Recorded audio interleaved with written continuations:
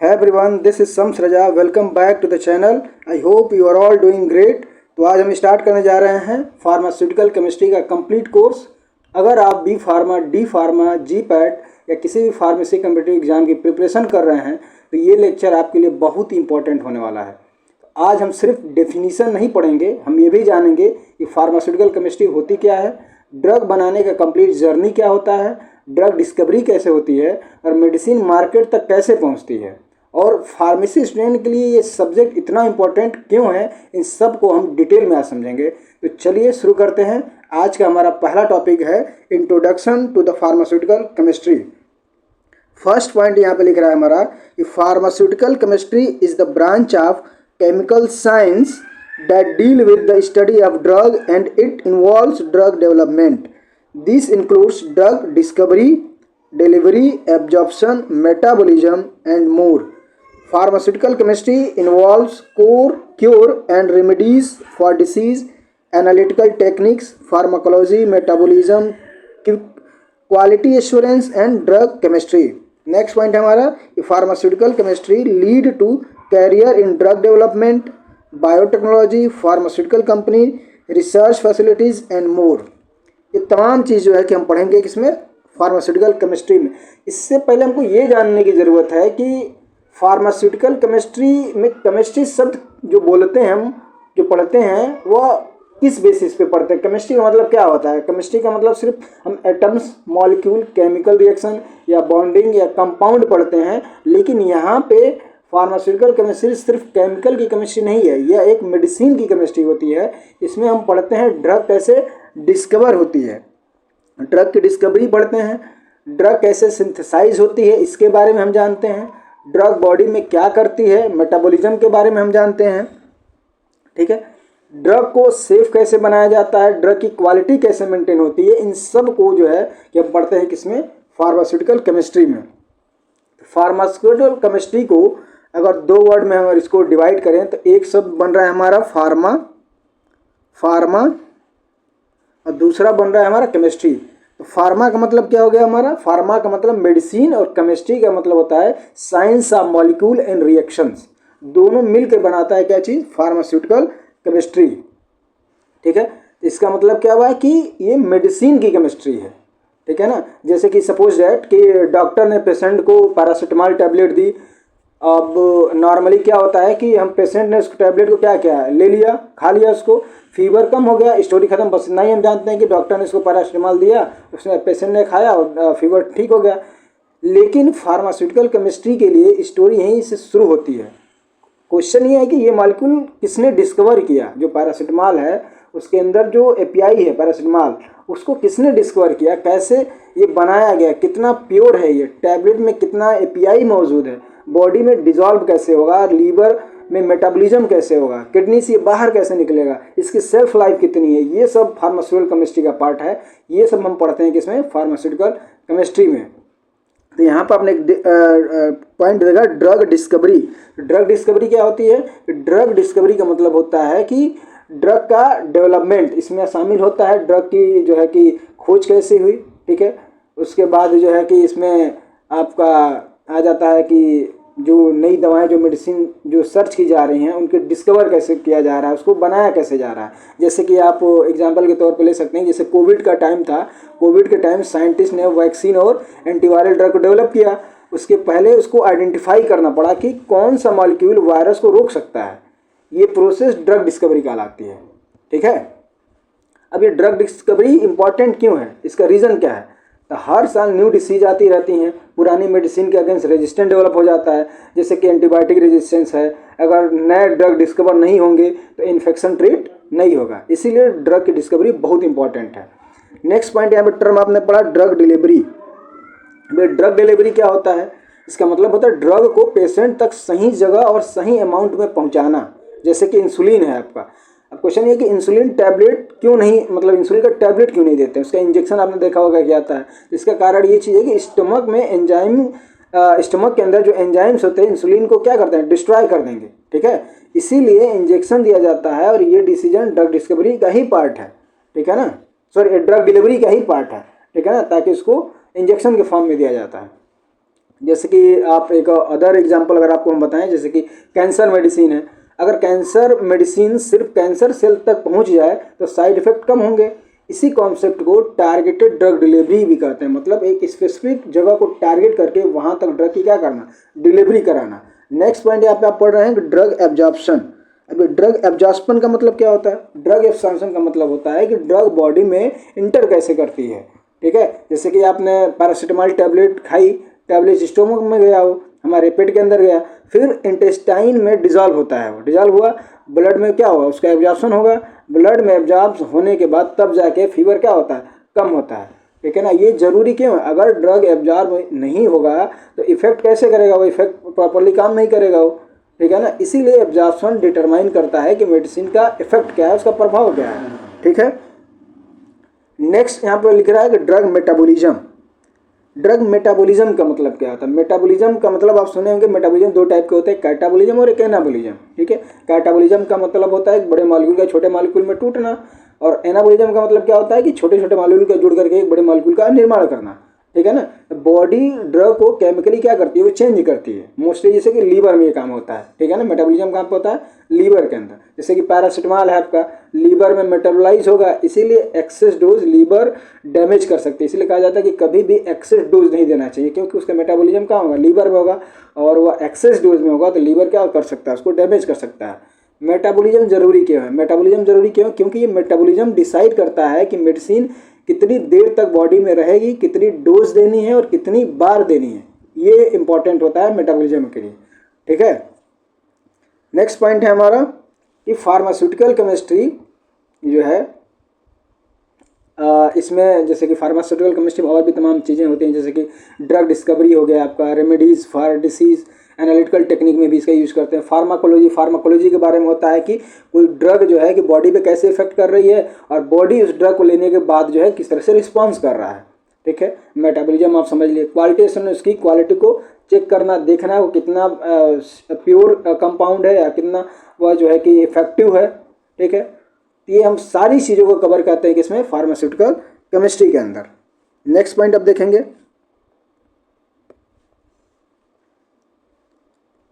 The subject is further सब divided into various branches. अब देखिए, फार्मास्यूटिकल केमिस्ट्री के अदर और भी ब्रांचेस हैं, जैसे कि फार्मास्यूटिकल इनऑर्गेनिक केमिस्ट्री है, फार्मास्यूटिकल ऑर्गेनिक केमिस्ट्री है, फार्मास्यूटिकल एनालिटिक केमिस्ट्री है जिसमें हम दवाओं के एनालिसिस करते हैं, फार्मास्यूटिकल फिजिकल केमिस्ट्री है, फार्माकोलॉजिकल फाइटोकेमिस्ट्री है, और फार्मास्यूटिकल मेडिसिनल केमिस्ट्री है, फार्मास्यूटिकल बायोकेमिस्ट्री है।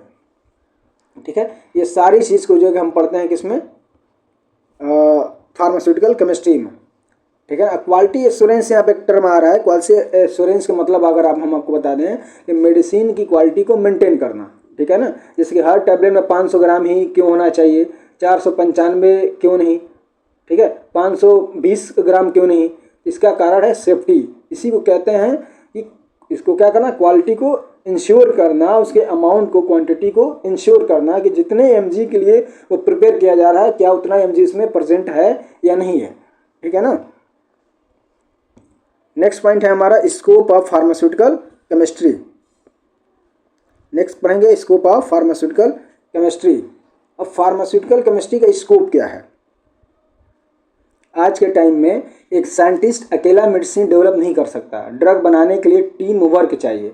जैसे कि मेडिसिनल केमिस्ट जो होते हैं वो मॉलिक्यूल डिजाइन करता है, माइक्रोबायोलॉजिस्ट जो होता है बैक्टीरिया वायरस पर उसका इफेक्ट या टेस्ट करता है, फार्माकोलॉजिस्ट जो होता है बॉडी में उसके इफेक्ट को देखता है, टॉक्सिकोलॉजिस्ट जो होता है वो क्या करता है कि ड्रग कितना सेफ है या अनसेफ है इसको चेक करता है, एनालिटिकल केमिस्ट जो होता है वो प्योरिटी और क्वालिटी को वेरीफाई करता है। ठीक है, तो अलग अलग जो है कि फार्मास्यूटिकल केमिस्ट्री के अलग अलग क्या हैं, स्कोप हैं।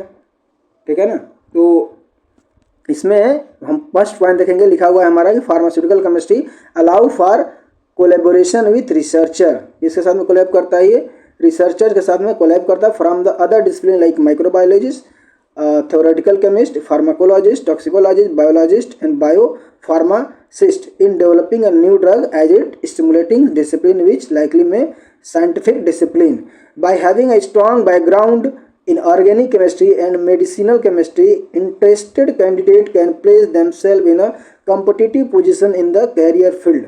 ठीक है, ये तमाम अलग अलग क्या है फार्मास्यूटिकल केमिस्ट्री के स्कोप हैं। वहाँ पर हर एक ब्रांचेस के हर एक जगह पे केमिस्ट का, स्पेशलिस्ट का अलग अलग रोल और उनका काम होता है। ठीक है, नेक्स्ट पॉइंट देखेंगे हम अपना, इंडस्ट्री में भी इसके कुछ स्कोप्स हैं, जैसे कि drug discovery and development industry में होता है, computer aided drug design, drug को डिजाइन करना।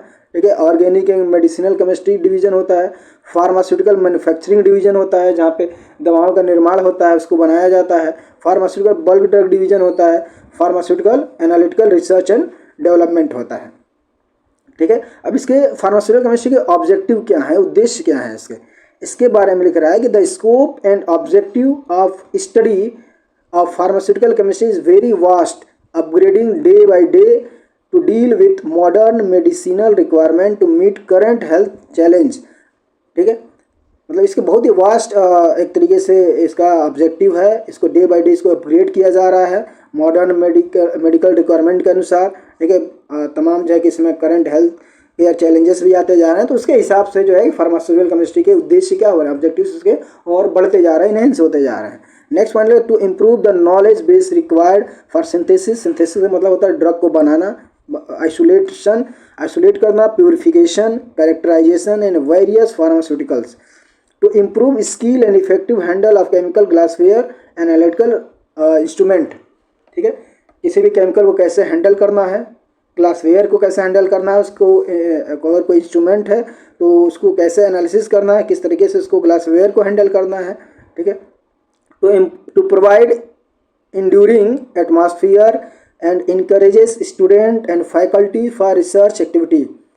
इसका एक ऑब्जेक्टिव ये भी है कि जो भी स्टूडेंट हैं, जो फैकल्टीज हैं, इनको फार्मास्यूटिकल केमिस्ट्री को ले करके एक इनकरेजमेंट, एक प्रोत्साहन देना कि और बेहतर तरीके से इस पर रिसर्च हो सके, काम हो सके। ठीक है, और दवाएं जो बनाई जा रही हैं उनकी क्वालिटी को और इन्हेंस किया जा सके। नेक्स्ट पॉइंट है हमारा to train faculty and student in safe handling of chemical, creating awareness about hazardous effect of chemical. Next point है to provide student with appropriate qualities, skill requirement, fulfill job responsibilities as a chemist in a pharmaceutical, chemical and biomedical industries. इसका एक ये भी objective है कि जो भी health care professionals हैं या जो भी केमिस्ट हैं, रिसर्चर्स हैं, ठीक है, उनके जॉब रिस्पॉन्सिबिलिटीज़ को देखते हुए उनको क्या करना है, एक तरीके से उनकी नॉलेज को इम्प्रूव करना है, उनके स्किल को जो है, उनकी स्किल की अगर ज़रूरत है उसको इन्हेंस करना। ठीक है, इन सब को जो है कि ध्यान में रखते हुए एक फार्मास्यूटिकल केमिस्ट्री एक वास्ट ऑब्जेक्टिव निकल के बाहर आता है। ठीक है, नेक्स्ट टॉपिक है हमारा इरर। इरर का मतलब क्या होता है? सपोज डैट कि इरर को हिंदी में त्रुटि कहते हैं। तो त्रुटि का मतलब क्या होता है कि सपोज डैट कि जैसे कि लेबोरेटरी में एक टैबलेट का ऐसे किया जाता है और उसका एक्चुअल जो कंटेंट होना चाहिए था वो 500 mg होना चाहिए था, जो स्टैंडर्ड हमारी वैल्यू है वो कितनी होनी चाहिए थी, 500 mg किसी ड्रग की, लेकिन लेबोरेटरी में रिजल्ट जो हमारा आ रहा है वो 495 mg आ रहा है। तो 500 माइनस 495, इन दोनों के बीच में जो डिफरेंस आ रहा है 500 माइनस 495, जैसे कि आप देख सकते हैं 500 माइनस 495 इक्वल टू कितना आ जाएगा 5 mg।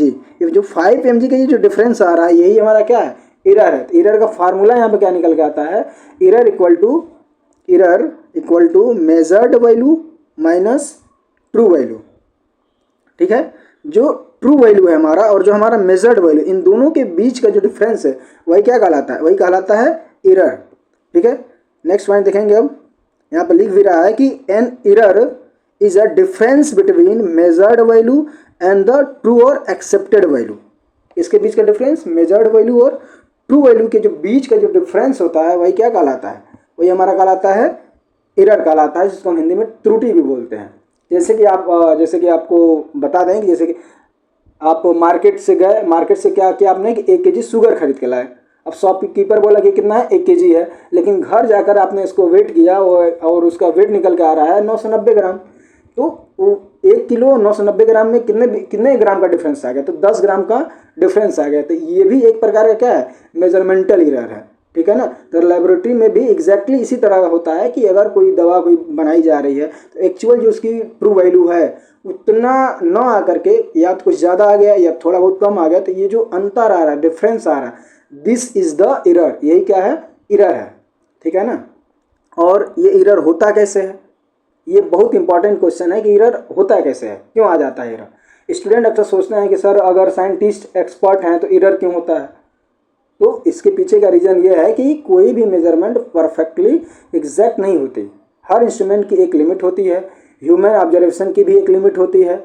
इंसान है और इंसान को पता है ना कि हम इंसान हैं और खता हमारी विरासत है, इंसान का काम है गलतियाँ करना, इंसानों से गलतियाँ हो जाती हैं।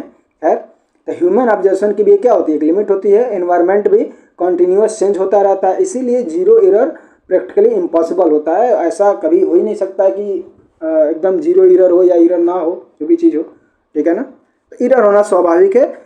ये है कि एरर को हमको फाइंड आउट करना है कि वो एरर आ कैसे रही है, फिर उसको क्या करना है, क्यों सही करना होता है, उसको करेक्ट करना होता है, ठीक है ना। नेक्स्ट हमारा टॉपिक है सोर्सेस ऑफ एरर। अब ये एरर आने के क्या सोर्सेस हैं, एरर आते कहाँ से हैं, ठीक है। तो यहाँ पर मैंने एक टेबल बना करके रखा है, यहाँ पे एक तरफ लिखा है सोर्सेस, उसका एक्सप्लेनेशन दिया हुआ है कि एरर में अराइज फ्रॉम डिफरेंट सोर्सेस, ठीक है।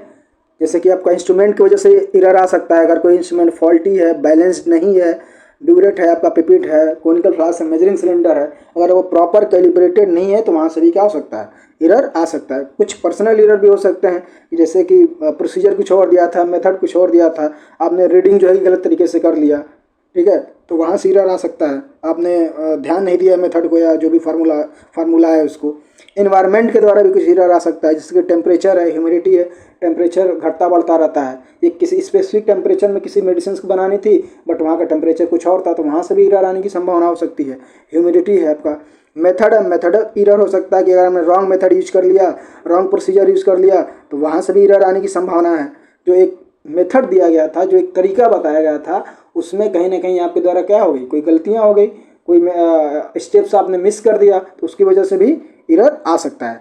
सैम्पलिंग एरर भी हो सकता है कि कोई गलत मिस्टेक से आपने कोई गलत सैंपल पिकअप कर लिया या कोई गलत सैंपल आपने मिक्स कर दिया अपने फार्मूलेशन में, तो वहाँ से भी क्या हो सकता है, इम्प्योरिटी आ सकती है, और उसकी वजह से, उस इम्प्योरिटी को आने की वजह से जो आपका फाइनल प्रोडक्ट है वो इम्प्योर हो जाएगा और फाइनल रिजल्ट में एरर आ जाएगा, ठीक है ना। कंटामिनेटेड सैंपल हो सकता है, ठीक है। नेक्स्ट है हमारा classification of error. Error are mainly classified into, first इसमें दे रहा है कि सिस्टेमिक एरर, जिसको हम बोलते हैं क्या चीज, डिटर्मिनेट एरर, ठीक है ना। एरर जो है आपका क्या है, वो एरर का जो पहला क्लास है आपका, जिसको बोलते हैं हम सिस्टेमिक एरर या डिटर्मिनेंट एरर, ठीक है। This error occurs in definite direction and can usually be identified and corrected, ठीक है। मतलब क्या हुआ इसका, ये एरर एक ही डायरेक्शन में रिपीटेडली होता रहता है, ठीक है ना, हर बार सेम टाइप की मिस्टेक होती है, तो इसको क्या बोलते हैं, सिस्टेमिक एरर बोलते हैं। डिटर्मिनेट इसको क्यों बोलते हैं, क्योंकि इसका जो कॉज होता है वो पता होता है, ठीक है ना, और इसको करेक्ट किया जा सकता है, इसीलिए इसको डिटर्मिनेट एरर बोलते हैं। नेक्स्ट देखेंगे इसके कैरेक्टरिस्टिक। कैरेक्टरिस्टिक में इसका प्रिडिक्टेबल, क्या होता है, ये प्रिडिक्टेबल होता है, रिप्रोड्यूसिबल होता है, कैन बी करेक्टेड और अफेक्टेड एक्यूरेसी, ठीक है ना। जैसे कि आपका बैलेंस है, तो बैलेंस को हम ठीक कर सकते हैं हर बार। जैसे कि अगर मान लीजिए 0.02 ग्राम एक्स्ट्रा शो कर रहा है, तो हर बार रिजल्ट क्या आएगा, 0.2 ग्राम ज़्यादा आएगा, ठीक है ना। तो एक प्रकार से क्या, एक सिस्टेमिक एरर है, ठीक है। अब देखते हैं next type of systemic error. Type of systemic error, an instrumental error cause due to the defective instrument. अब एरर किसके द्वारा आएगा, इंस्ट्रूमेंट के द्वारा आएगा, ठीक है ना। जैसे कि एग्जांपल है आपका improper calibration, faulty weighing balance, leakage इन ब्यूरेट, ठीक है। अगर ब्यूरेट में लीकेज है तो वहाँ से जो है कि ये एरर आ सकता है, ठीक है। पर्सनल हो सकता है एरर, ठीक है। मेथड इनकम्प्लीट, अगर मान लीजिए कोई रिएक्शन है तो मेथड एरर भी हो सकता है। एनवायरमेंटल एरर है, एनवायरनमेंट के द्वारा भी हो जाता है, आपका ह्यूमिडिटी, टेम्परेचर या प्रेशर जो है कि डस्ट की वजह से भी हो सकता है, ठीक है।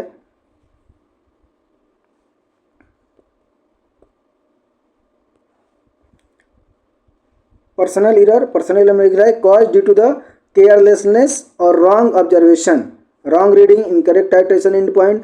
पैरेलैक्स एरर, मेथड एरर में due to the limitation of analytical method, जैसे कि आपने इनकम्प्लीट रिएक्शन कोई यूज कर लिया, साइड रिएक्शन कोई हो गया या इम्प्योर एजेंट आपने मिक्स कर दिया, ये वहाँ से आ सकते हैं। नेक्स्ट है हमारा इन्वायरमेंटल एरर। इन्वायरमेंटल एरर में है due to the change in the surrounding condition, अगर वहाँ का टेम्परेचर, ह्यूमिडिटी, एयर या डस्ट वगैरह भी चेंज हो रहा है तो ये वहाँ से हो सकता है। ठीक है, नेक्स्ट है हमारा रैंडम एरर। जो हमारा एरर का जो दूसरा टाइप है, सोर्स है हमारा, वह है रैंडम एरर। इसको बोलते हैं इनडिटर्मिनेंट एरर। अब इसको रैंडम एरर का मतलब क्या है? रैंडम एरर जो है कि अनप्रिडिक्टेबल होता है, ये कभी पॉजिटिव कभी नेगेटिव हो सकता है, दोनों तरीके से हो सकता है। ठीक है ना। और इसको डिटरमाइन करना थोड़ा सा मुश्किल होता है, डिटरमाइन नहीं किया जा सकता। ठीक है, जैसे कि एग्जांपल के तौर पे अगर मान लीजिए कि कोई 5 मेजरमेंट हमारे पास अगर हैं, जैसे मान लीजिए 50 ग्राम, 50.1 ग्राम कोई चीज़ हमने मेजर किया, फिर 49.9 मान लीजिए ऐसे। ठीक है, फिर 50.2 हो गया, चाहे 50.02 हो गया, या 49.99 हो गया। ठीक है, तो ये 4-5 प्रकार के अगर हमारे पास मेजरमेंट हैं, तो हर बार थोड़ा थोड़ा क्या आ रहा है, ये डिफरेंस आ रहा है। ठीक है ना। तो ये डिफरेंट क्यों आ रहा है? तो ये नेचुरली फ्लक्चुएशन की भी वजह से हो सकता है, या इलेक्ट्रिकल नॉइज़ की वजह से हो सकता है, या फिर जो है कि टीनी इन्वायरमेंट अगर कोई बदलाव हो रहा है, कोई वातावरण में कोई परिवर्तन हो रहा है, कभी मान लीजिए थोड़ा सा हवा बढ़ गया, या फिर जो है कि टेम्परेचर के इधर उधर होने की वजह से ये हो सकता है। तो ये इन्वायरमेंट पर निर्भर करता है। ठीक है ना। नेक्स्ट देखेंगे हम, लिख रहा है कैन नॉट कम्प्लीटली इलिमिनेट। इसको कम्प्लीटली इलिमिनेट नहीं किया जा सकता, ये प्रिसीजन को अफेक्ट करते हैं, ये कभी पॉजिटिव और कभी नेगेटिव हो सकते हैं। ठीक है ना। एग्जाम्पल इसका है small fluctuation in temperature, electrical noise और स्लाइटली डिफरेंस इन वेइंग वगैरह। नेक्स्ट जो अगला हमारा सोर्स है या टाइप है एरर का, वह है ग्रॉस एरर। ठीक है, क्या है? Gross error. अब ये ग्रॉस एरर क्या होता है? इसको बोलते हैं, दूसरी भाषा में ब्लंडर बोलते हैं इसको। जैसे लिख रहा है यहाँ पे कि large mistake made by the analyst. क्या है ये? एक एनालिस्ट के द्वारा very large mistake, human negligence बोलते हैं इसको एक तरीके से। ये रॉन्ग रिएजेंट यूज कर लेने की वजह से हो सकता है, या फिर जो है कि कोई रॉन्ग सैंपल ले लिया आपने, कैलकुलेशन ही आपने गलत कर लिया। ठीक है, या जो यूनिट अगर आप लिख रहे हो तो यूनिट ही आपने गलत तरीके से जो है कि लिख लिया, ये वहाँ से एक ब्लंडर मिस्टेक होता है, भारी और बड़ा मिस्टेक हो जाता है ये। ठीक है ना। और ये होता क्यों है? तो जो भी एनालिस्ट होते हैं उनकी केयरलेसनेस की वजह से ये आ सकता है, वहाँ से हो सकता है। ठीक है ना। नेक्स्ट देखेंगे, प्रिवेंशन दे रहा है यहाँ पे। प्रिवेंशन में आप देख सकते हैं केयरफुल ऑब्जर्वेशन करना जरूरी होता है यहाँ पे, डबल चेकिंग, इसको दोबारा चेकिंग करेंगे, इसको एनालाइज करेंगे, मिलाएंगे, इसको रिपीट एक्सपेरिमेंट करेंगे, प्रॉपर ट्रेनिंग होना जरूरी है, एक्सपर्ट का होना यहाँ पे जरूरी है। ठीक है ना। नेक्स्ट देखेंगे difference between systemic and random error. दोनों में डिफरेंस क्या है, सिस्टेमिक और रैंडम एरर से? सिस्टेमिक का मतलब आप समझ सकते हैं सेम डायरेक्शन में, यस फॉर सिस्टेमिक और यस फॉर सेम डायरेक्शन में। अगर एक ही डायरेक्शन में कोई बार बार गलती हो रही है तो इसको सिस्टेमिक एरर बोलते हैं। रैंडम एरर रैंडम डायरेक्शन में, कभी पॉजिटिव कभी नेगेटिव। ठीक है, तो उसको बोलते हैं random error, are for random direction में। ठीक है, ये होता है आपका सिस्टेमिक प्रिडिक्टेबल होता है, रैंडम एरर अनप्रिडिक्टेबल होता है, इसको प्रिडिक्ट नहीं किया जा सकता कि गलती कहाँ से हो रही है। ठीक है, can be corrected, systemic error को करेक्ट किया जा सकता है क्योंकि ये यूनि डायरेक्शनल होता है, एक ही डायरेक्शन में ये गलतियाँ होती हैं। Can not be fully corrected, random error को कंप्लीटली करेक्ट करना थोड़ा सा मुश्किल होता है। अफेक्टेड एक्यूरेसी, ये एक्यूरेसी को अफेक्ट करता है। अफेक्ट प्रिसीजन, रैंडम एरर जो होता है प्रिसीजन को अफेक्ट करता है। ये होता है सिस्टमिक एरर सेम डायरेक्शन में, ये होता है आपका एनी डायरेक्शन में। Due to the definite causes, इसके क्या हो सकता है? ड्यू टू अननोन कॉजेस, इसके कॉजेस हमको पता होते हैं, उसको करेक्ट किया जा सकता है। बट रैंडम एरर में जो कॉजेस है एरर का वो पता नहीं चल पाता है जल्दी, तो इसको करेक्ट करना थोड़ा सा मुश्किल होता है। ठीक है, नेक्स्ट पॉइंट हमारा आता है difference between gross and random. अब ग्रॉस और रैंडम एरर में क्या डिफरेंस होता है? जो ग्रॉस एरर होता है वह ह्यूमन एरर बोलते हैं, इसको ह्यूमन मिस्टेक बोलते हैं। ठीक है, और जो रैंडम एरर होता है नेचुरली वेरिएशन की वजह से आ सकता है। वेरी लार्ज ग्रॉस एरर क्या होता है? बहुत लार्ज होता है, ये स्मॉल अमाउंट में होता है, ये प्रिवेंटेबल है, can not be fully preventable. Random error fully preventable नहीं है। ठीक है, ग्रॉस एरर आपका इनकरेक्ट ऑब्जर्वेशन देगा, ये स्टैटिकल फ्लक्चुएशन के द्वारा ये आता है। ठीक है, जैसे कि अगर आपको रियल लाइफ एग्जांपल अगर हम आपको समझाएं कि सपोज दैट ये अगर 500 mg का कोई टैबलेट ऐसे हमको करना है तो इसकी एक्चुअल वैल्यू कितनी है? 500 mg। जो ट्रू वैल्यू है क्या है? 500 mg। अब वहाँ पे 2-3 वाले स्टूडेंट है, एक स्टूडेंट ए है एक स्टूडेंट बी है।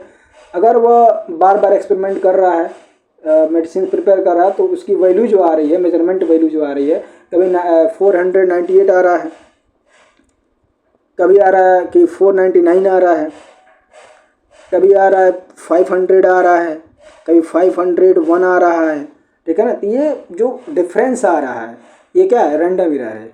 कोई स्टूडेंट बी है, ठीक है, अब उसकी वैल्यू में मान लीजिए कि 500 हमारी जो ट्रू वैल्यू है, बट उसकी जो वैल्यू आ रही है 520 आ रही है, 520 कभी आ रही है 520, फिर आ गई मान लीजिए, फिर दोबारा किया फिर 520 आ गया, ठीक है, कभी थोड़ा बहुत डिफरेंस आ गया। तो ये क्या है आपका इंस्ट्रूमेंटल कैलिब्रेशन प्रॉब्लम ये हो सकता है, ठीक है। इसको बोलते हैं सिस्टेमिक एरर। कोई स्टूडेंट सी है, तीसरा स्टूडेंट, ठीक है, उसके रिजल्ट में सीधा 500 हमारा एक्चुअल हो गया, बट उसका जो रिजल्ट आ रहा है वो 780 mg आ रहा है। ये ब्लंडर मिस्टेक है ना, ये ग्रॉस एरर इसको बोलते हैं, एक लंबा डिफरेंस आ रहा है, this is called gross error, ठीक है। अब इसकी जो है कि इंडस्ट्री में क्या इंपॉर्टेंस होती है, एवरी फार्मास्यूटिकल कंपनीज जो होती हैं, सभी फार्मास्यूटिकल कंपनी क्या करती हैं, फॉलो करती हैं एसओपी। एसओपी का मतलब होता है standard operating procedure, standard operating procedure. Calibration schedule वो यूज करते हैं, वैलिडेशन करते हैं, क्वालिटी को कंट्रोल करते हैं, जीएमपी फॉलो करते हैं। जीएमपी का मतलब good manufacturing practice. Expert analyst होते हैं, एक्सपर्ट कैलिब्रेटर होते हैं, वहाँ पे सारी मशीनें कैलिब्रेटेड होती हैं, प्रॉपर इन्वायरमेंट वहाँ पे होता है, तो बहुत कम चांसेस रहते हैं वहाँ पे किसी भी प्रकार से एरर आने में, ठीक है। नेक्स्ट हमारा टॉपिक है एक्यूरेसी। एक्यूरेसी क्या होता है इसके बारे में हम जानेंगे।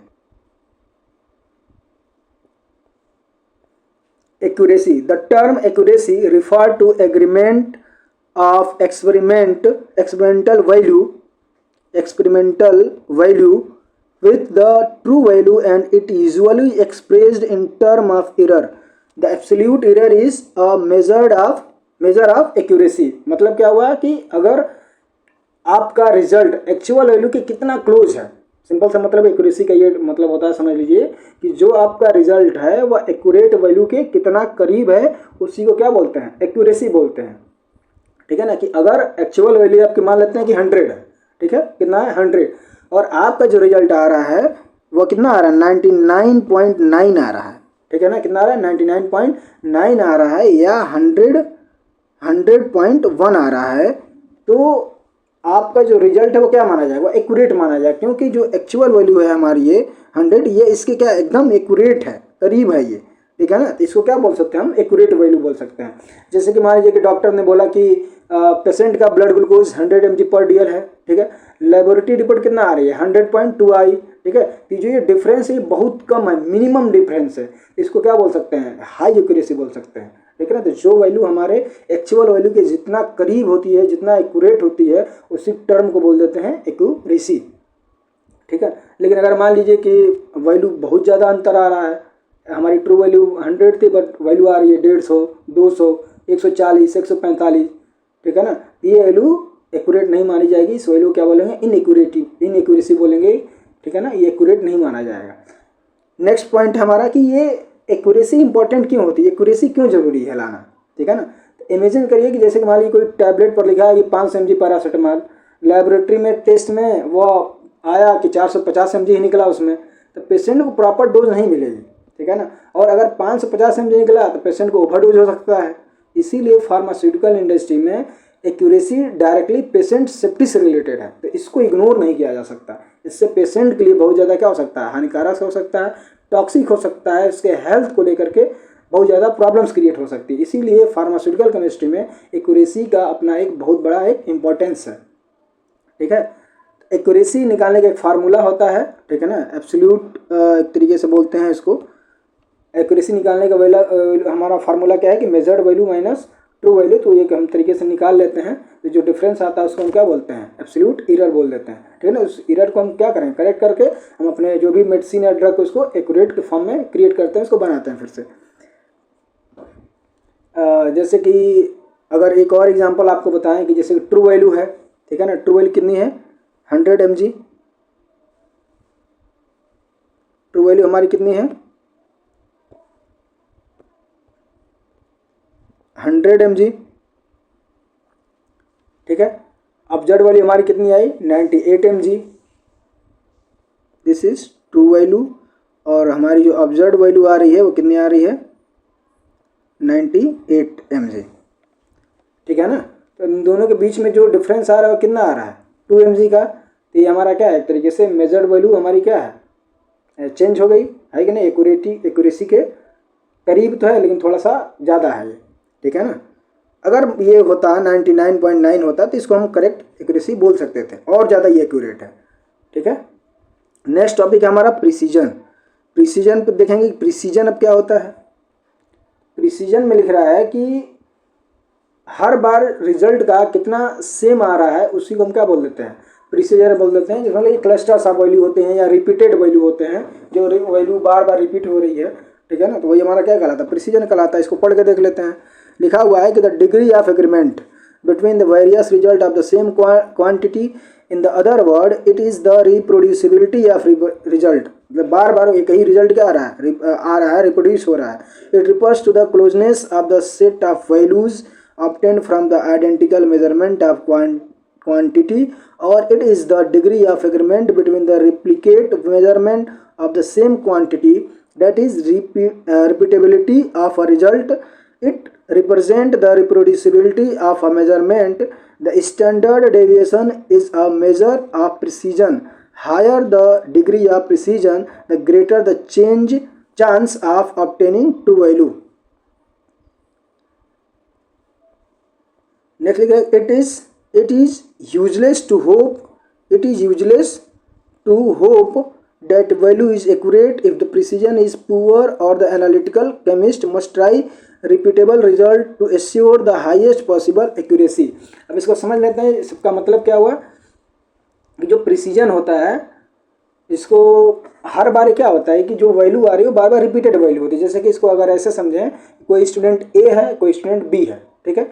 एक स्टूडेंट ए की जो वैल्यू आ रही है वह 15.1 एक बार आई, ठीक है, दोबारा 15 आई, दोबारा 15.2 आई, उसके बाद 15 आई,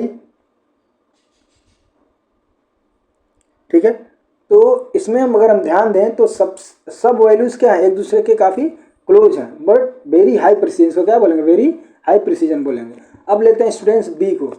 अब स्टूडेंट बी है हमारा, उसकी जो वैल्यू आ रही है वह आ रही है 40 आ रही है, कभी आ रही है 50 आ रही है, कभी 55 आ रही है, कभी 60 आ रही है, ठीक है ना। तो सभी वैल्यू क्या है, ये अलग अलग है, तो इसको पुअर प्रिसीजन बोलेंगे। ये प्रिसीजन को नहीं एक्सप्रेस कर रहे हैं, ये क्या है, बेकार प्रिसीजन है, या फिर ये सही तरीके से प्रिसाइज वैल्यू नहीं है, ठीक है ना। नेक्स्ट पॉइंट देखेंगे, जैसे कि हमारा बोल सकते हैं प्रिसीजन, जैसे कि ट्रू वैल्यू से रिलेटेड जो है कि ये हमारे नहीं होती है, सिर्फ हमारी किससे रिलेटेड होती है, ये रिपीटेबिलिटी से जो है कि ज़्यादा रिलेट करती है, ठीक है। एक्यूरेसी और प्रिसीजन को हम ऐसे समझ सकते हैं कि जैसे इमेजिन करिए कि एक डार्ट बोर्ड है, ठीक है,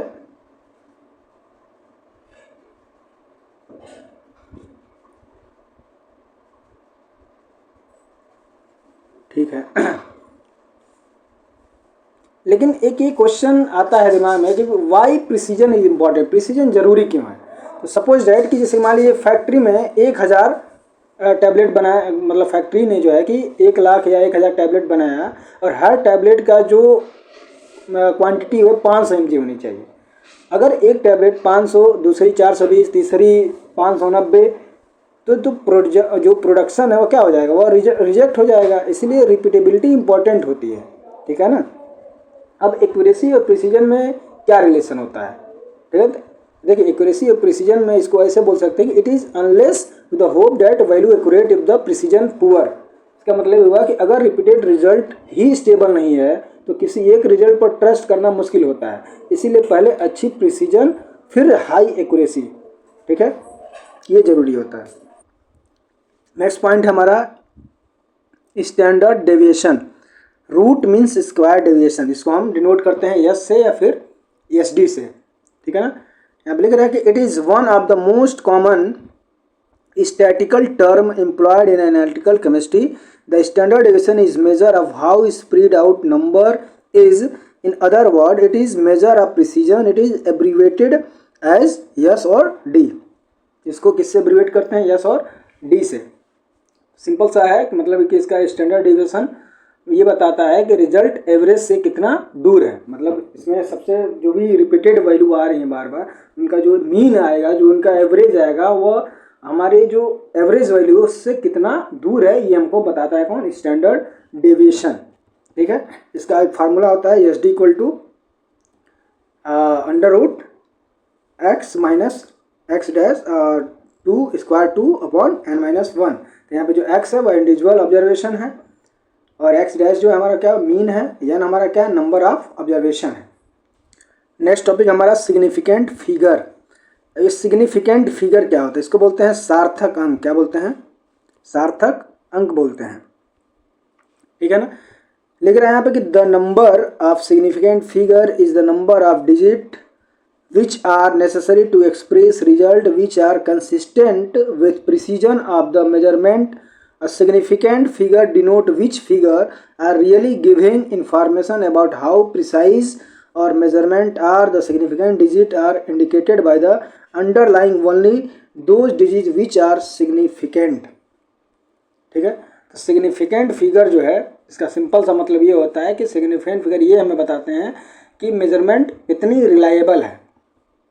ठीक है, सपोज डेट कि कोई बैलेंस की एक्यूरेसी है 0.001 ग्राम है।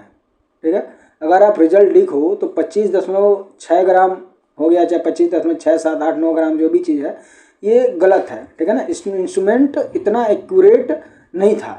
ठीक है ना, इसीलिए रिजल्ट हमेशा जो है इंस्ट्रूमेंट की प्रिसीजन के अकॉर्डिंग लिखा जाना चाहिए। ठीक है ना, तब उसी को निकालने के लिए कुछ रूल होते हैं। ठीक है, तो रूल देखेंगे हम significant figure for rule for significant. ठीक है, तो इसमें पहला लिख रहा है कि ऑल नॉन जीरो सिग्निफिकेंट्स आर क्या कहलाएंगे, वो सिग्निफिकेंट। जितने भी नॉन जीरो डिजिट होते हैं वो सभी क्या कहलाते हैं, सिग्निफिकेंट कहलाते हैं। जैसे 1 2 3 4 इस तरीके से कोई भी अगर वैल्यू आ रही है जिसमें जीरो नहीं है, ठीक है ना, तो क्या कहलाएगा, नॉन सिग्निफिकेंट कहलाएगा। जैसे 4 2 5 इसमें कितने सिग्निफिकेंट हो जाएंगे, 3 सिग्निफिकेंट, क्योंकि इसमें कोई भी नॉन जीरो कि इसमें कोई भी जीरो नहीं है, सभी जीरोज क्या है, नॉन जीरो है। ये हो जाएंगे हमारे 3 सिग्निफिकेंट फिगर इसमें। नेक्स्ट रूल है हमारा ट्रैप्ड जीरो या फिर zeros appearing between the non zero digit are called significant. अगर कोई ऐसा जीरो है जो ट्रैप्ड जीरो है या बिटवीन नॉन जीरो है तो क्या कहलाएगा, सिग्निफिकेंट ही कहलाएगा। जैसे कि मान लीजिए कोई वैल्यू है हमारी 1002, तो इसमें कितने सिग्निफिकेंट हो जाएंगे, 4 सिग्निफिकेंट हो जाएंगे, क्योंकि दोनों जो जीरो हैं ये 2 नॉन जीरो के बिटवीन आए हैं, इसीलिए क्या कहलाएंगे, सिग्निफिकेंट कहलाएंगे। तीसरा जो रूल है हमारा होगा ending zero with decimal point are significant. अगर कोई जीरो एंड में आ रहा है लेकिन डेसिमल के साथ में है तो वह भी क्या कहलाएगा, सिग्निफिकेंट कहलाएगा। जैसे कि इसमें हमारा जो सिग्निफिकेंट है वह क्या है, इसमें 4 सिग्निफिकेंट फिगर नंबर हैं, इसमें भी आपके जो है कि 5 हैं और इसमें कितने हैं, इसमें 5 और इसमें कितने हो जाएंगे, 6। नेक्स्ट देखेंगे हम, नेक्स्ट हमारा जो रूल है नॉन सिग्निफिकेंट के लिए है। इसमें पहला जो रूल लिख रहा है हमारे all starting zeros are non significant, जितने कि अगर कोई स्टार्टिंग में जीरो है चाहे वह डेसिमल के साथ में हो या विदाउट डेसिमल हो, वह कभी भी सिग्निफिकेंट नहीं होगा। केवल जो नॉन जीरो डिजिट है वही सिग्निफिकेंट हो। जैसे कि इसमें 1 और इसमें कितने हैं 3, 1 2 3, यही बस सिग्निफिकेंट होंगे। नेक्स्ट जो रूल है हमारा all ending zeros without decimal point are non significant. जैसे कि 100 5560, इसमें कितने हो जाएंगे 5010। ठीक है, तो इसमें जो हमारा एंडिंग जो जीरो है विदाउट डेसिमल वो सभी क्या कहलाएंगे, नॉन सिग्निफिकेंट कहलाएंगे। जैसे कि इसमें क्या है हमारा एक ही सिग्निफिकेंट होगा। ठीक है ना, इसमें हमारा 3 सिग्निफिकेंट होंगे। एग्जैक्ट नंबर है identify in infinite amount of sine digits. Next देखेंगे हम, यहाँ पे कुछ टेबल भी बना करके दिया गया है। यहाँ पे अगर आप ध्यान देंगे तो यहाँ पे देखिए 18.50 में कितने सिग्निफिकेंट होंगे, 4। यहाँ पे 0.11 में कितने हो जाएंगे, 0.11 में कितने हो जाएंगे 2, क्योंकि ये स्टार्टिंग जीरो है। ठीक है, तो यहाँ पे केवल 11 जो है वही सिग्निफिकेंट होगा। इसमें है डेसिमल के साथ में जीरो है, तो आगे डेसिमल के साथ जीरो हो या फिर विदाउट डेसिमल हो, अगर वो फ्रंट में मतलब स्टार्टिंग में जीरो है तो वह कभी भी सिग्निफिकेंट काउंट नहीं होगा। जो नॉन जीरो है वही बस सिग्निफिकेंट होता है। इसमें भी 1 हो जाएगा। यहाँ पे 3 सिग्निफिकेंट, यहाँ पे देखिए यहाँ पे 4 सिग्निफिकेंट हो जाएंगे, क्योंकि डेसिमल आगे और जीरो लास्ट में है, एंडिंग पे है, इसलिए 4 सिग्निफिकेंट। यहाँ पे पावर को कभी भी कंसीडर सिग्निफिकेंट में नहीं करते हम, यहाँ पे केवल गौर करेंगे। तो यहाँ पे जो हम ऊपर वाले रूल लगा रहे हैं वही रूल के हिसाब से यहाँ पे 3 सिग्निफिकेंट हो जाएंगे। यहाँ पे 6 सिग्निफिकेंट हैं, यहाँ पे 5 सिग्निफिकेंट है और यहाँ पे केवल 2 होंगे, क्योंकि एंडिंग में 0 है बट विदाउट डेसिमल है तो केवल 2 सिग्निफिकेंट होंगे। यहाँ पे किसी भी यूनिट को कंसीडर नहीं करते हैं, यहाँ पे देखेंगे तो केवल 2 सिग्निफिकेंट है। कि अगर कोई मेडिसिन 100% प्योर ना हो तो क्या होगा, अगर वो मान लीजिए इम्प्योर है, वो 100% प्योर नहीं है, तो फिर क्या हो सकता है उससे, मेडिसिन अपना एक्सपेक्टेड जो है कि इफ़ेक्ट नहीं देगी। ठीक है, जो भी इसका 100% इफेक्ट है वो हमको नहीं मिलेगा। ठीक है, कभी पेशेंट को जो है कि एलर्जी हो सकती है, कभी टॉक्सिक इफेक्ट हो सकता है, और कभी कभी मेडिसिन जो है क्या हो सकता है, डेंजरस भी बन सकता है। इसी वजह से फार्मास्यूटिकल इंडस्ट्री का सबसे बड़ा गोल होता है कि मेडिसिन मैक्सिमम पॉसिबल प्योर हो। ठीक है, तो ये प्योरिटी जो होती है क्यों इम्पॉर्टेंट है, जो प्योरिटी होती है किसी भी ड्रग को एकदम प्योर बनाना, एक्यूरेट बनाना, स्टैंडर्ड क्वालिटी का बनाना, ये क्यों ज़रूरी है। सोचो आप अगर जैसे कि दूध खरीदते हो आप, अगर उसमें पानी मिलाया हुआ हो तो क्वालिटी कम हो जाएगी, जाहिर सी बात है। अगर उसमें डिटर्जेंट मिला हुआ हो तो हार्मफुल भी बन जाएगा। बिल्कुल इसी तरीके से मेडिसिन में भी अगर अनवांटेड सब्सटेंस आ जाएँ तो मेडिसिन की जो क्वालिटी होती है वो क्या हो जाएगी, ख़राब हो जाएगी। इसी अनवांटेड सब्सटेंस को हम क्या कहते हैं, इम्प्योरिटी कहते हैं। ठीक है, तो अब हम देखेंगे कि इम्प्योरिटी होती क्या चीज़ है। यहाँ पे इंट्रोडक्शन जैसे कि दे रहा है यहाँ पे, pharmaceutical substances should be pure, क्या होना चाहिए, प्योर होना चाहिए, सेफ होना चाहिए एंड इफेक्टिव होना चाहिए। However during the manufacturing, storage, transportation और packaging process unwanted chemical substances में enter the drug, these unwanted substances known as impurity. ठीक है, तो जो फार्मास्यूटिकल सब्सटेंस होते हैं वो क्या होने चाहिए, प्योर होने चाहिए, सेफ होने चाहिए, इफेक्टिव होने चाहिए।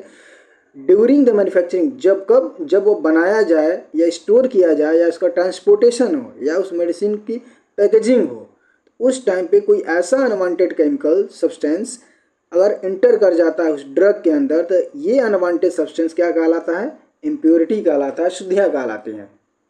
ठीक है, नेक्स्ट टॉपिक हमारा इम्प्योरिटी। इम्प्योरिटी होती क्या है, व्हाट इज इम्प्योरिटी। इम्प्योरिटी का मतलब सिंपल सा है कि एनी अनवांटेड, ठीक है, एनी अनवांटेड फॉरेन कोई ऐसा सब्सटेंस है जो हमारे फार्मास्यूटिकल सब्सटेंस में क्या प्रेजेंट है, एंड उसकी जो प्योरिटी है, क्वालिटी है, सेफ्टी है या इफेक्टिवनेस है, उसको कम कर दे रहा है, वही क्या है, इम्प्योरिटी है। ठीक है ना, जैसे यहाँ पे लिख रहा है कि it is defined as a foreign particles, क्या चीज़, foreign particles that affect the purity of substance. ठीक है, सिंपल लैंग्वेज में अगर बोलें तो जो सब्सटेंस मेडिसिन का पार्ट नहीं होना चाहिए लेकिन फिर भी उसमें प्रेजेंट हो जाए तो उसको क्या बोलते हैं, इम्प्योरिटी बोलते हैं। ये क्वालिटी, ये जो होते हैं क्वांटिटी में बहुत कम भी हो सकती है, लेकिन फार्मास्यूटिकल फील्ड में इवन वेरी स्मॉल अमाउंट भी इम्पॉर्टेंट होता है। ठीक है ना, जैसे कि सपोज करिए कि अगर आप सोडियम क्लोराइड बना रहे हैं लेकिन उसमें कैल्शियम और मैग्नीशियम भी प्रेजेंट है, तो कैल्शियम और मैग्नीशियम क्या है, उसमें इम्प्योरिटी है, क्योंकि वो उसमें होना चाहिए था केवल सोडियम और क्लोराइड, बट उसमें क्या है, मैग्नीशियम भी है, कैल्शियम भी है। तो अभी इसमें मैग्नीशियम और कैल्शियम क्या है, वो इम्प्योरिटी के तौर पर उसमें मौजूद है। ठीक है ना, तो कुछ इसके आइडियल कैरेक्टरिस्टिक हैं। ठीक है, वो देखने की ज़रूरत है हमको कि इसकी क्या आइडियल कैरेक्टरिस्टिक हैं फार्मास्यूटिकल प्रोडक्ट के। तो जो फार्मास्यूटिकल प्रोडक्ट होते हैं वो क्या होने चाहिए, वो प्योर होने चाहिए, प्योर मतलब कि शुद्ध होने चाहिए, सेफ होने चाहिए, सुरक्षित हों, इफेक्टिव हों, प्रभावी हों और स्टेबल हों। ठीक है, फ्री फ्रॉम हार्मफुल इम्प्योरिटी, वह हानिकारक अशुद्धियों से क्या हो, एकदम फ्री, उसमें किसी भी प्रकार की कोई इम्प्योरिटी मौजूद ना हो। ठीक है, इम्प्योरिटी को देखिए, इसको अगर क्लासीफाई करें तो इम्प्योरिटी को क्लासीफाई किया जा सकता है ऑर्गेनिक इम्प्योरिटीज़, इनऑर्गेनिक इम्प्योरिटी और रेसिडुअल सॉल्वेंट में। ऑर्गेनिक में 2 प्रकार की इम्प्योरिटी आ जाती हैं, डिग्रेडेशन प्रोडक्ट आ जाता है और माइक्रोबियल कंटामिनेशन आ जाता है। ठीक है, नेक्स्ट हमारा sources of impurities in pharmaceuticals. कि सोर्सेस ऑफ इम्प्योरिटीज़ हैं, कौन कौन से ऐसे सोर्स हैं जो फार्मास्यूटिकल इम्प्योरिटी को कॉज करते हैं, या कहाँ से ये जो है कि इम्प्योरिटी ये आती है। ठीक है ना, इसके बारे में हम देखेंगे। There are many sources from which impurity enter pharmaceutical substances. ठीक है, तो ये बहुत मेनी टाइप के ऐसे सोर्स हो सकते हैं जहाँ से ये इम्प्योरिटीज़ हमारे फार्मास्यूटिकल सब्सटेंस में इंटर कर सकते हैं। तो इसमें सबसे पहला जो हमारा सोर्स है, इम्प्योरिटीज़ फ्रॉम रॉ मटेरियल। ठीक है, कच्चे पदार्थों से आने वाले जो इम्प्योरिटीज़ हैं उनको बोलते हैं इम्प्योरिटीज़ फ्रॉम रॉ मटेरियल। लिखा हुआ है यहाँ पे, raw materials use in manufacturing में नॉट बी कम्प्लीटली प्योर। ठीक है। जो रॉ मटेरियल होता है, रॉ मटेरियल मेडिसिन बनाने का जो है कि एक स्टार्टिंग मटेरियल होता है, ठीक है ना। अगर स्टार्टिंग मटेरियल ही इम्प्योर होगा तो फाइनल मेडिसिन भी क्या होगी, वो भी इम्प्योर ही होगी। सिंपल लॉजिक है कि अगर मान लीजिए गार्बेज है, garbage in equal to garbage out, garbage अगर डालेंगे तो गार्बेज ही क्या होगा, निकलेगा। सिंपल, तो कूड़ा अगर डालेंगे तो कूड़ा निकलेगा, ठीक है। इसके सोर्सेज की वजह से क्या हो सकता है कि जो केमिकल और लो क्वालिटी की होगी, कंटामिनेटेड वाटर हो सकता है, चीफ रॉ मटेरियल हो सकता है। जैसे कि अगर मान लीजिए सोडियम क्लोराइड के अंदर calcium chloride, magnesium chloride already present अगर हो सकते हैं तो ये फाइनल प्रोडक्ट को भी क्या करेंगे, वो भी इम्प्योर ही हो जाएंगे, ठीक है। जैसे कि यहाँ पे दे रहा है कि एग्जाम्पल, इम्प्योर सोडियम क्लोराइड में contain calcium and magnesium salt. जो इम्प्योर सोडियम क्लोराइड होते हैं उसके अंदर भी क्या होता है, कैल्शियम और मैग्नीशियम सॉल्ट प्रेजेंट हो सकते हैं, ठीक है ना। नेक्स्ट हमारा मैन्युफैक्चरिंग प्रोसेस, निर्माण प्रक्रिया। अगर कोई चीज़ बनाई जा रही है, ठीक है, तो उसके अंदर जो है कि इम्प्योरिटी अगर आ रही है तो उसको क्या बोलते हैं, मैन्युफैक्चरिंग प्रोसेस इम्प्योरिटी, ठीक है। मैन्युफैक्चरिंग के टाइम अगर केमिकल रिएक्शन होती है, हर रिएक्शन 100% कंप्लीट नहीं होती, कभी रिएक्शन इनकम्प्लीट रह जाती है, तो कभी साइड प्रोडक्ट बन जाते हैं, तो कभी प्यूरिफिकेशन प्रॉपर नहीं होती है। ये सब इम्प्योरिटीज़ क्या करते हैं, ये कॉज करते हैं और उनके जो है कि ये कारण बनते हैं, ठीक है। जैसे कि इनकम्प्लीट रिएक्शन, रिएक्शन जब अनकम्प्लीट होगी तो अनरिएक्टेड केमिकल क्या होंगे, वो उसमें और मौजूद रहेंगे, इम्प्योरिटी वो क्या कर सकते हैं, कॉज कर सकते हैं, ठीक है ना। नेक्स्ट पॉइंट है हमारा reagent and catalyst. Reagent and catalyst, अभिकर्मकों और उत्प्रेरकों से आया हुआ impurity. Chemical use during the manufacturing may remain in the final product. अगर रिएक्शन को कंप्लीट करने के लिए कोई एसिड, बेस या कैटलिस्ट यूज किए जाते हैं तो रिएक्शन कंप्लीट होने के बाद इन्हें रिमूव करना ज़रूरी होता है। अगर रिमूव नहीं हुआ तो ये इम्प्योरिटी बन जाते हैं, ठीक है ना। जैसे कि कुछ एग्जांपल्स इसके हैं, सल्फ्यूरिक एसिड है, हाइड्रोक्लोरिक एसिड है, सोडियम हाइड्रोक्साइड है और मेटल कैटलिस्ट है। ये सभी क्या हैं, इम्प्योरिटी के सोर्स हैं ये। नेक्स्ट पॉइंट है हमारा solvent use during manufacturing. Solvent use during manufacturing, solvent be like जो होते हैं उनको क्या बोलते हैं, सॉल्वेंट बोलते हैं। अगर उसके द्वारा अगर कोई इम्प्योरिटी आ रही है तो उसको बोलते हैं सॉल्वेंट इम्प्योरिटी, ठीक है। तो इसमें दिया हुआ है कि organic solvent used during synthesis में रिमेन आफ्टर ड्राइंग। जैसे कि सॉल्वेंट के तौर पे हमारा है मिथेनॉल है, इथेनॉल है, एसीटोन है, बेंजीन है, क्लोरोफॉर्म है। ये सभी सॉल्वेंट अगर इम्प्योर रहेंगे तो ये हमारे फाइनल प्रोडक्ट में अगर ये बचे रह जाते हैं, अगर ड्राई करने के बाद भी अगर उसमें ये रह जाते हैं तो ये क्या कर सकते हैं, इम्प्योरिटी कॉज कर सकते हैं। और इन सबको भी क्या बोलते हैं, रेसिडुअल सॉल्वेंट बोलते हैं। नेक्स्ट है हमारा इक्विपमेंट कंटामिनेशन। नेक्स्ट हमारा सोर्स क्या है इम्प्योरिटी का, इक्विपमेंट कंटामिनेशन। अब ये इक्विपमेंट कंटामिनेशन क्या होता है, इसे यहाँ पे लिखा हुआ मैन्युफैक्चरिंग इक्विपमेंट में इंट्रोड्यूस इम्प्योरिटी, ठीक है। मैन्युफैक्चरिंग मशीन भी क्या करती हैं, इम्प्योरिटी इंट्रोड्यूस कर सकते हैं। जैसे कि कोई मान लीजिए इक्विपमेंट है जिसके अंदर रस्ट लगा हुआ है, आयरन पार्टिकल्स हैं, लुब्रिकेटिंग ऑयल चिपका हुआ है उस पर, मेटल पार्टिकल्स लगे हुए हैं। मशीन वियर जो है कि होने से पहले जो है कि टीनी मेटल पार्टिकल जो होते हैं मेडिसिन में आ सकते हैं, जिसकी वजह से इक्विपमेंट क्लीनिंग और मेंटेनेंस जो है कि बहुत ज़्यादा ज़रूरी है, नहीं तो उसकी वजह से क्या हो सकता है, इम्प्योरिटी क्रिएट हो सकता है। नेक्स्ट हमारा सोर्स है इन्वायरमेंटल कंटामिनेशन, पर्यावरण से आने वाले हमारे इम्प्योरिटी के सोर्स, जैसे कि डस्ट है, एयर है, मॉइस्चर है, स्मोक है, माइक्रो ऑर्गेनिज्म है। तो ये इन्वायरमेंट से आने वाले क्या हैं, इम्प्योरिटीज़ हैं। जैसे कि प्रोडक्शन एरिया जो है कि अगर आपका इन्वायरमेंट जो जहाँ पे दवाएं बनाई जा रही हैं तो उस प्रोडक्शन एरिया भी जो है वहाँ का इन्वायरमेंट क्लीन होना ज़रूरी होता है। अगर रूम क्लीन नहीं है तो dust, smoke, moisture, micro organism medicine में आ सकते हैं। और इस रीजन से जो है कि pharmaceutical industry clean room technology use करती है। वहाँ के सारी जहाँ पे ये दवाएं बनाई जाती हैं वहाँ का रूम क्या होता है, प्रॉपर क्लीन होता है, क्लोज होता है, ठीक है ना। किसी भी प्रकार से इन्वायरमेंटल कंटामिनेशन होने के चांसेस नहीं रहते हैं। नेक्स्ट है हमारा क्रॉस कंटामिनेशन।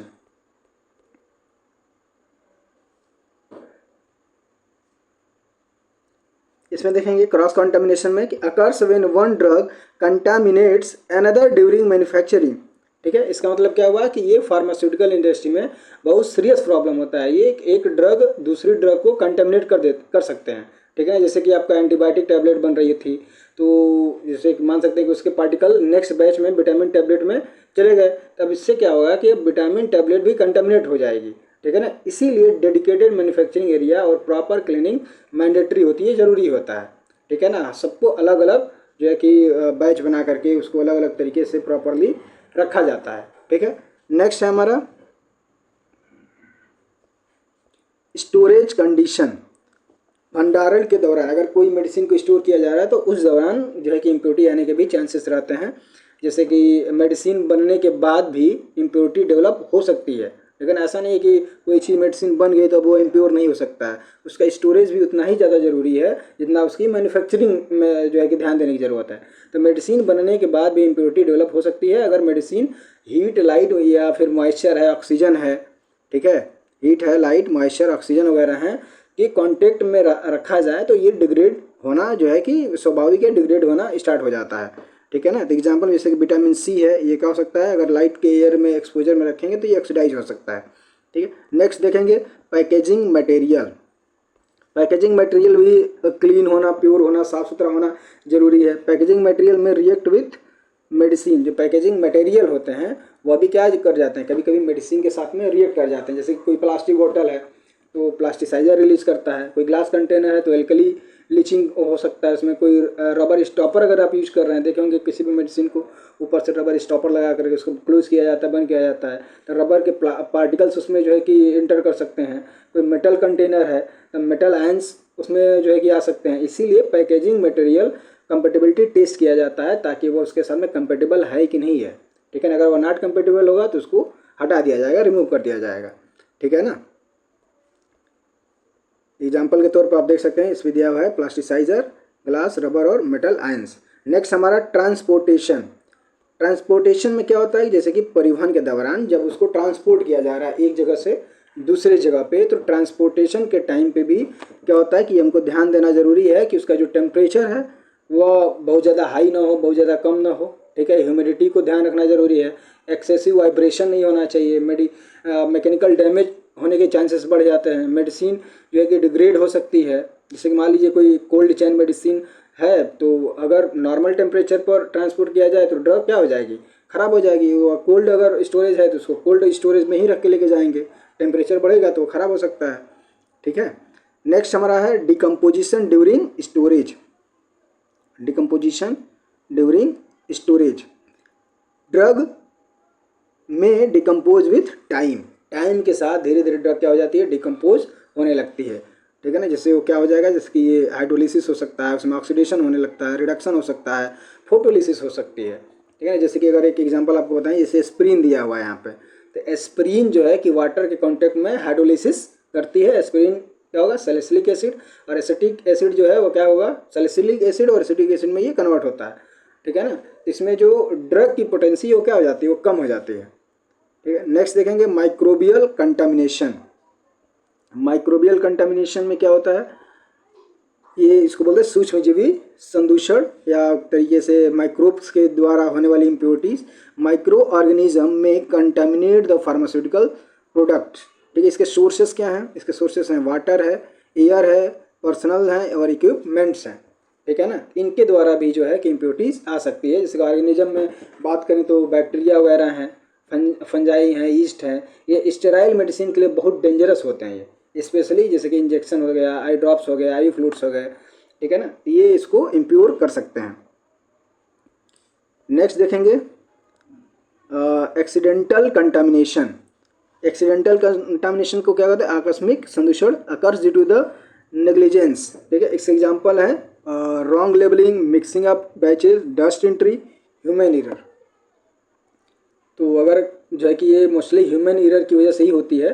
अगर किसी ने रॉन्ग लेबलिंग कर दी या कोई बैच मिक्स कर दिया आपस में, डस्ट खुले में छोड़ दिया, डस्ट इंटर कर गया, इम्प्रॉपर क्लीनिंग, उसकी प्रॉपर क्लींजिंग नहीं की गई है, ठीक है ना, या फिर वेइंग उसको जो है कि रॉन्ग वेइंग हो गया, कैलकुलेशन उसका सही से नहीं हुआ, तो ये इजीली प्रिवेंट की जा सकती है। मगर जो है कि एसओपी और जीएमपी फॉलो किए जाएँ। ठीक है ना। ये ज़्यादा ज़रूरी है कि उसको एसओपी और जीएमपी उसमें जो है कि फॉलो किए जाएँ। एसओपी को बोलते हैं स्टैंडर्ड ऑपरेटिंग प्रोसीजर को फॉलो किया जाए, गुड मैन्युफैक्चरिंग प्रैक्टिस अपनाई जाए। ठीक है ना। नेक्स्ट टॉपिक है हमारा इफेक्ट ऑफ इम्प्योरिटीज़। अब ये हमने देखा कि ये तमाम सोर्सेस होते हैं इम्प्योरिटी के। अब ये इम्प्योरिटी अगर आ जाए हमारे किसी फार्मास्यूटिकल प्रोडक्ट में तो उसके क्या प्रभाव हो सकते हैं, क्या उसके इफेक्ट हो सकते हैं, इसके बारे में हम देखेंगे। कह रहा है कि इम्प्योरिटी में reduce drug potency, produce toxicity, causing allergic reaction, reduce shelf life, change colour, odour taste, decrease stability, cause therapeutic failure. ठीक है ना। तो इस इम्प्योरिटी की वजह से कि क्या ये मतलब अगर ये आ जाए तो कितना डेंजरस हो सकता है, इसके बारे में हमको जानना है। तो ये क्या कर सकते हैं, ड्रग की जो पोटेंसी होती है उसको कम कर सकते हैं, मेडिसिन कम इफेक्टिव हो जाती है, पेशेंट जो है कि रिकवर नहीं कर पाता। टॉक्सिसिटी का मतलब क्या होता है कि टॉक्सिसिटी कुछ इम्प्योरिटीज़ जो हैं कि पॉइजन की तरह से एक्ट करते हैं, स्पेशली हैवी मेटल्स हो गए, लेड हो गए, मरकरी हो गए, आर्सेनिक हो गया, ठीक है ना, ये सभी टॉक्सिसिटी कॉज करते हैं।